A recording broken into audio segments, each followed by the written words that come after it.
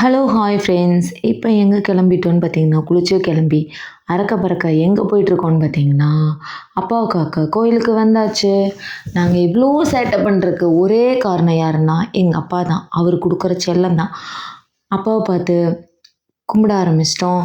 எங்களோட சேட்டைய வருஷத்துல முதல் நாள் அப்பாட்டிருந்தே ஆரம்பிச்சிட்டோம். பாப்பா வில்வம்லாம் பறித்து அப்பாவுக்கு வச்சு சாமி கும்பிட்டு எங்களோட சிறப்பான சேட்டைகளை கோயில்லேருந்தே ஆரம்பிச்சிட்டோம். இப்போ எங்கே போயிட்டுருக்கோன்னு பார்த்தா நண்பனை பார்க்க போயிட்டுருக்கோம். அப்பா பார்த்துட்டு நண்பன் பார்க்கணும்னா கோச்சிப்பார்ல, அதனால நண்பன் பார்க்க வந்துட்டோம். உள்ளே வந்தோடனையும் எங்களுக்கு பிடிச்ச ஒரு விஷயத்த பார்த்தோம். அது என்னன்னா இதுதான். அட வெக்கம் கட்டுவீங்களா? இதுக்கு வெள்ளங்கிலி மலைன்னு பொங்கலை வாங்கிட்டு கிளம்பிட்டோம்.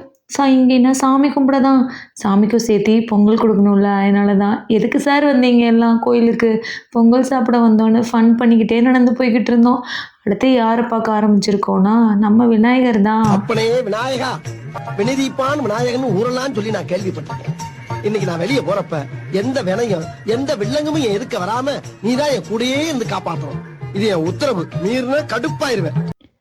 விநாயகரை பார்த்து சில பல வேண்டுதல்களை வச்சுட்டு எல்லாத்துக்காகவும் ப்ரேயர் பண்ணிவிட்டு கையில் பார்த்தீங்களா பிரசாதத்தை ஏந்திக்கிட்டே போயிட்டுருக்கோம்.